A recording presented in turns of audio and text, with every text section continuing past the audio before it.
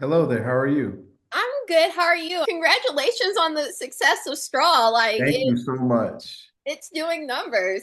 But what I thought was very interesting about you and tenacity in starting life, I feel like everyone nowadays, it gets younger and younger. It's like you have to decide everything you want to do at age 8 and get that Instagram running because you got to decide now. For you, let's start off with you left corporate, from what I read, you left corporate America in your 30s and you decided like you were going full time in acting. What made you decide to take that leap? I wish that would be the story. I'm still working in corporate America I because can't wait.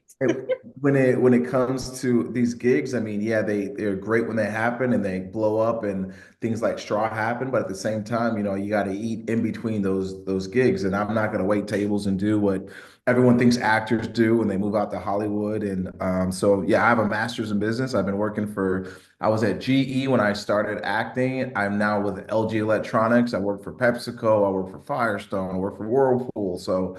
I've moved around a lot with corporate America, and every time I've done something in corporate America, I've always used that to finance my dream, which helps with things like premieres and straws and flying out to LA for a co-star when I first got started. So, including when I first got started when I was in Virginia working for GE, I was taking the Amtrak train up to New York for auditions and to get an agent, and that's not cheap either. But I didn't want to get caught in traffic, and you don't know heartbreak unless you have a 2 p.m. audition and the GPS is telling you you're going to be an hour early. No, you're going to be 2 hours late, like for 4 hours through traffic going up to New York City. And so I would take the Amtrak train. Then we moved to my wife and I moved to Atlanta for a little while, and I made my TV pilot, and I really got my feet wet in the acting down there as well. But the first TV show I was on was the pilot that I made because I couldn't. I always say I couldn't book a plane ticket when I made F.A.M. So I started a production company.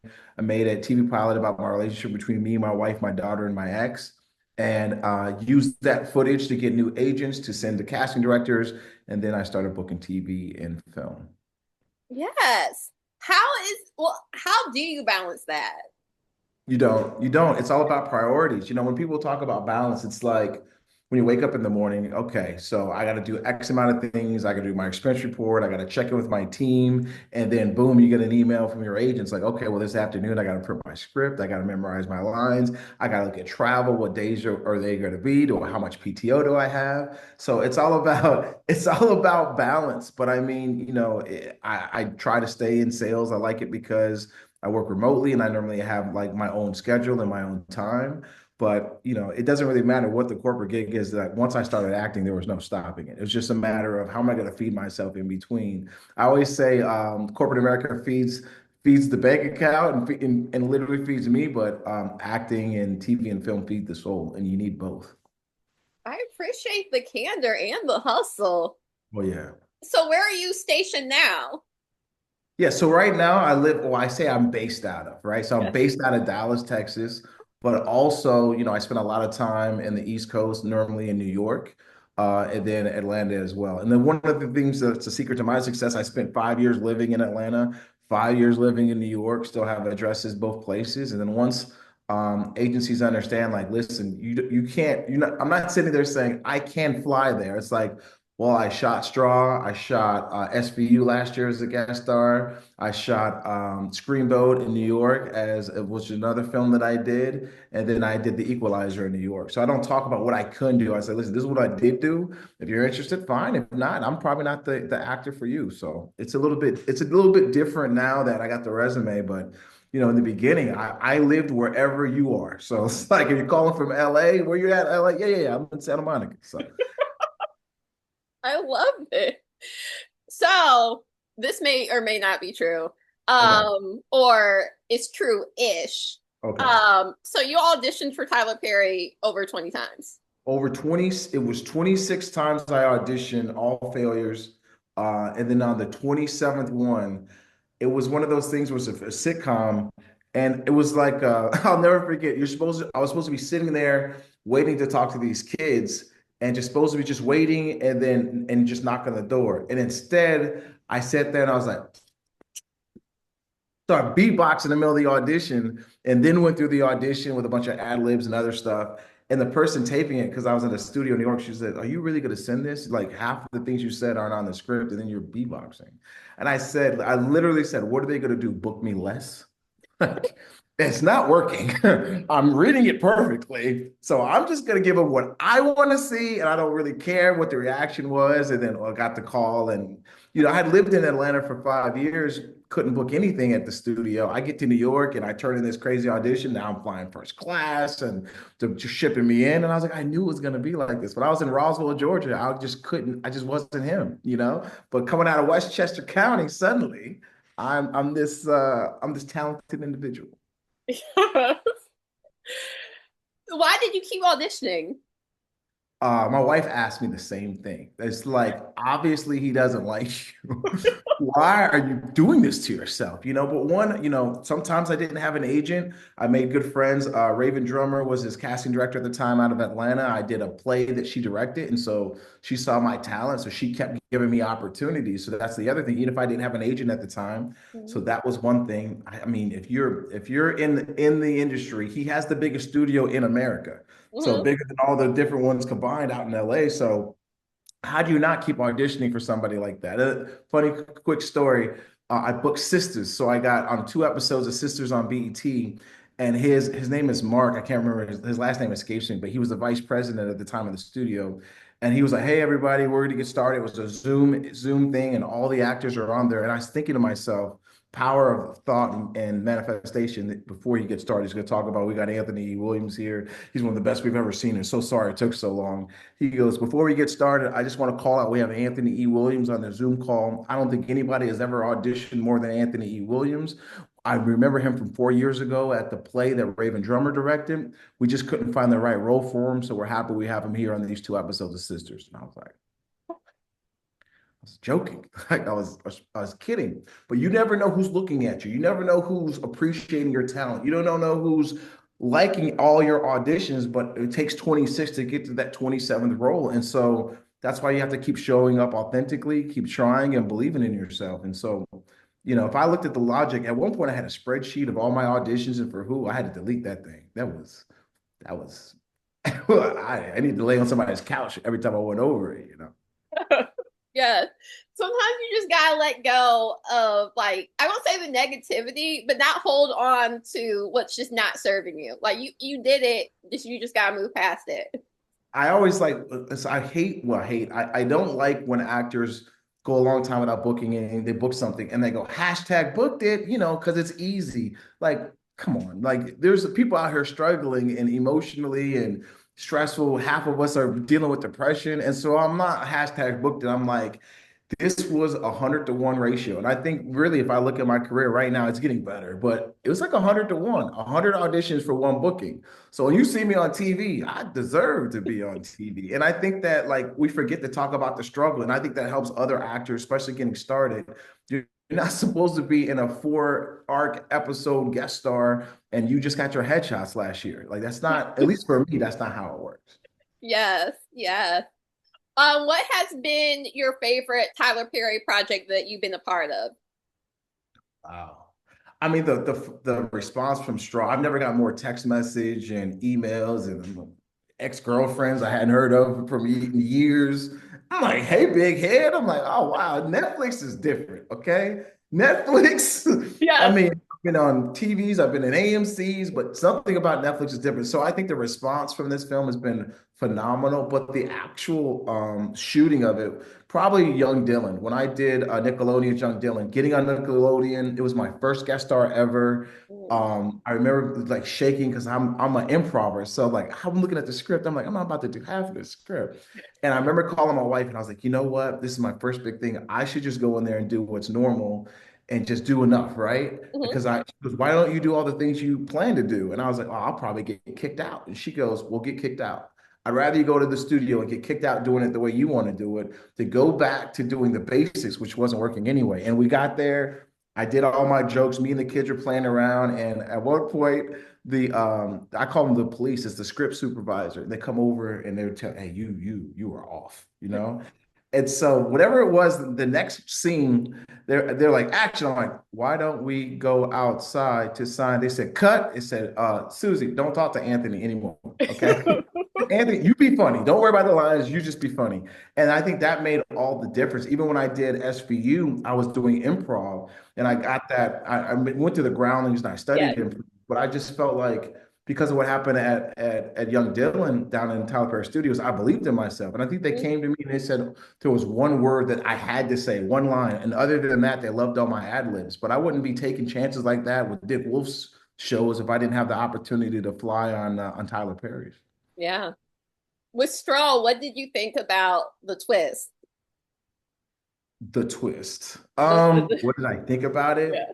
I mean, I thought it was phenomenal. And I think it's very, and he'll forgive me for saying that, it's just not, it's something that you're not expecting from him, which is why he did it. You Hmm. know, as soon as you see psychological thriller and then word Tyler Perry and then Netflix, everyone's just like, none of these things go together. I need to watch this right now. Hmm. And so, that's one thing I love about Mr. Perry is what I call him on set. Hmm. He's always changing his brand. He's always adjusting. I mean, heck, he was doing plays when my daughter was born. I missed the play because I was at the hospital. So he was doing, stage plays as Medea, and then now he's got the biggest studio in probably one of the biggest ones in the world. And I love that he's doing something completely different. What do they always say? Oh, he does everything the same. No, he's not doing it the same. Trust me, there's different actors, there's different storylines, and this was. I was in the theater, because I got to see it with people at the premiere, and I mean, they were screaming and shouting and crying and making sure that like when you watch something on Netflix it's just you, but when you get Yeah. to see it in the theater, oh, everybody else is having these feelings as well. So it was a very special moment. But no, I love the twist, and I can't wait to see more twists like this with what he does next. Yes. Yeah. Tell me a bit more about your show, Fam. Okay, so F.A.M. Is the TV pilot that I wrote and produced about the twisted web of relationships between myself, my ex, my wife, and my daughter, and just like a day in the life of being a black man in a blended family. And I thought it was important to to create a show where you have black rich characters, but the conversation in the show is not about being black. At the time, I just felt like I was in Atlanta.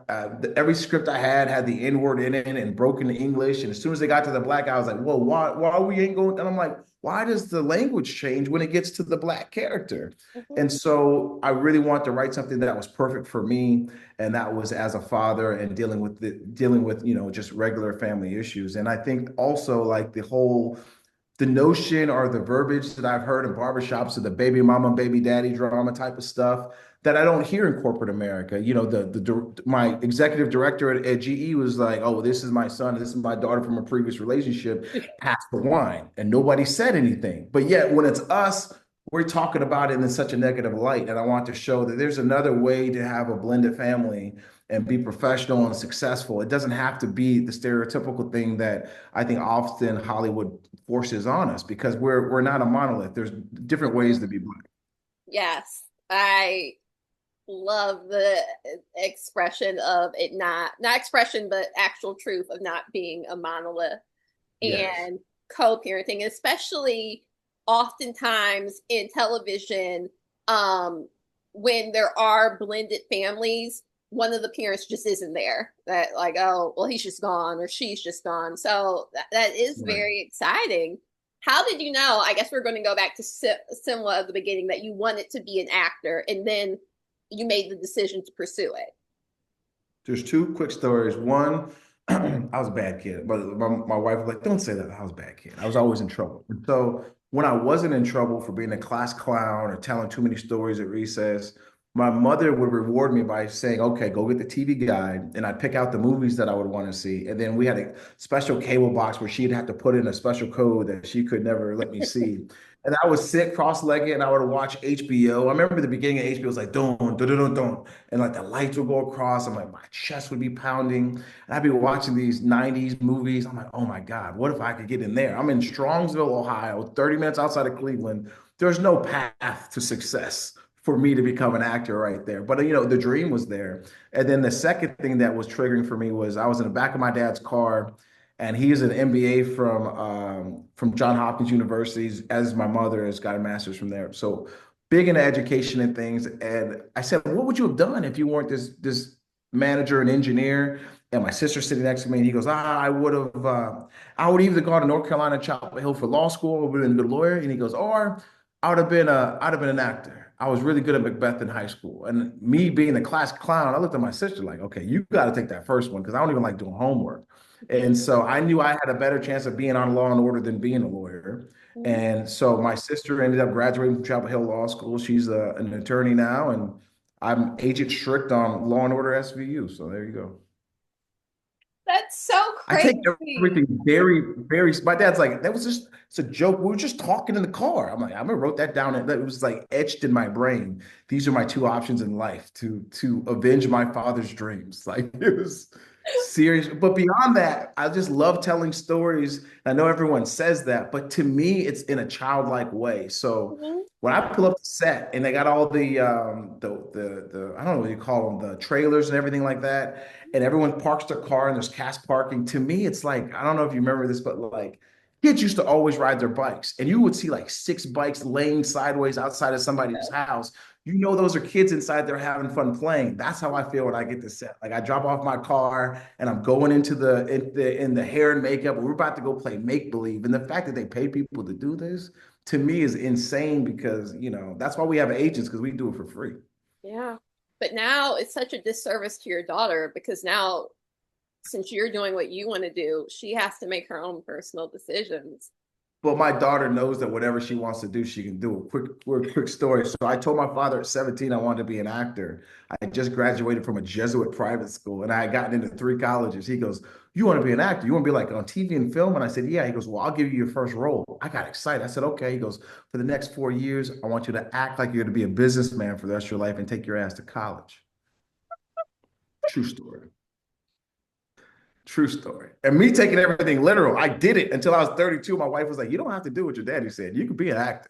I'm 32 now. She's like, "Yeah, now's the time to do it." And so that's when I start going to New York and taking classes. Now that you've done your pilot, you're booking jobs, what would you love to ultimately do? Like, what types of projects?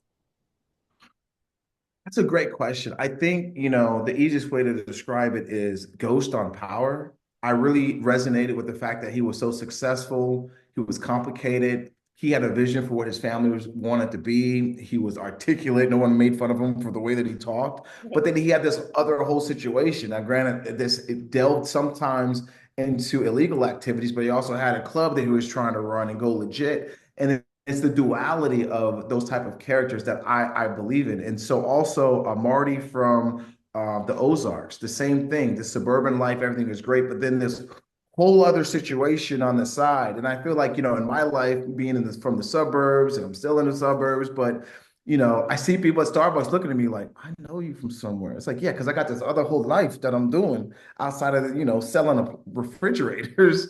And I feel like those the type of roles that I want to play where there's duality. And I love those characters because when they start off and it's like a normal suburban town and it's all very average, people say, oh, okay, that's me. I could be there too. And then slowly but surely, just like with I can't remember the name of this show, Breaking Bad, Mhm. because of situations, they find themselves doing things that are completely crazy. If you started off, cooking crystal meth in the very beginning of the show, everyone's like, well,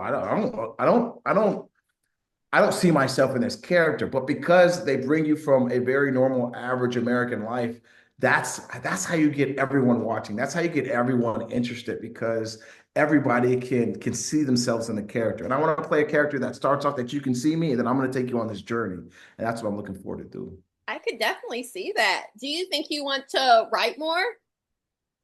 I love writing. I mean, it's definitely trippy though. It's a little bit like they say surgeons have a God complex. It's like when you're sitting in the theater, people are laughing and crying at you're like, wow, I did all of it. Wow, this is crazy. Because you don't know if it's good until you get it out there. And I was in 50 film festivals, so I was road tested. I have another pilot, I have a feature film. So all of my IP is under WMZ Entertainment. All of my property is under that. So yeah, I definitely would love to get into to do more of it, but it's like a catch 22 with my personal projects. One, I made F.A.M, and F.A.M is the reason why I got an agent, the reason why I got on these TV shows. And now I'm getting on these TV shows and films, and I think it's going to be the reason that F.A.M gets picked up because, like everyone else, everyone wants to do their Sylvester Stallone. Yeah, I wrote it and I want to start it. And they're like, well, first of all, who are you? you know? Yes, And so yeah. that's the difficulty is I don't want to just sell it to somebody and let them run off with it. And I think as straws happen and different films and TV shows, as I become a more known entity, I believe it's going to be smoother for me to go to BET or Netflix or Tyler Perry Studios to get that show going. And I think we're getting close there. But that dream's never going to die. I would love to be the executive producer, kind of Issa Rae on set and tell a genuine story and have some. Obviously, you're going to get notes from the studio and stuff, but also do it at a high level. Yes, yes, yes. Well, it was awesome talking to you. I cannot wait to talk to you again about future projects. Genuinely be in touch. But Thank get you. back to your multiple jobs. I appreciate it. It's fun and go check out Straw. We just right now, I think the last I saw Taraji, like I know Taraji. Taraji posted 25.3 million views, number one globally. And that was by the way, I want to add one thing. This is my third time working with Tyler Perry. This is my second time doing a movie with Teyana Taylor. I did Honey, Rise Up and Dance. It was basically Honey 4. I was her manager in that movie. So a little reunion on set, you know what I mean? Hilarious. She You just was never know so, these fools. yes, she was so good in it, but yet you never know who you're going to connect with again because I might randomly see you later when I need a refrigerator or For when you're sure. interviewing someone else. Like it could be so many different things. One of the most humbling stories ever. We're on set of Honey 4, and it's like a long walk back to the trailer. And Tiana's getting ready to go back. I said, "Hey, you going back?" She said, "Yeah." I said, "All right, well, I'll walk you." And she smiled at me and she said, "Okay, cool." And I was like, "Oh, that was weird." And so we're walking and talking about her husband was playing for the Cavs at the time. I'm from Cleveland. And I noticed there's this big shadow on me. And then I turn and I look. He was about 6'6", 275 pounds. Oh, somebody was already going to walk you back to your trailer. And so it's like I'm learning like I'm so not so naive on set. Like I'm so childlike. And I'm learning the business, but I try to keep that naivety Yeah. because what you don't know sometimes can really help you because you're like, I don't know any better. I'm gonna go in here and tell these jokes and keep submitting to these projects. So I appreciate your time and I really appreciate your questions that you asked me. Yes, no problem. I will talk to you soon. All right, thank you. Bye-bye. Okay, bye.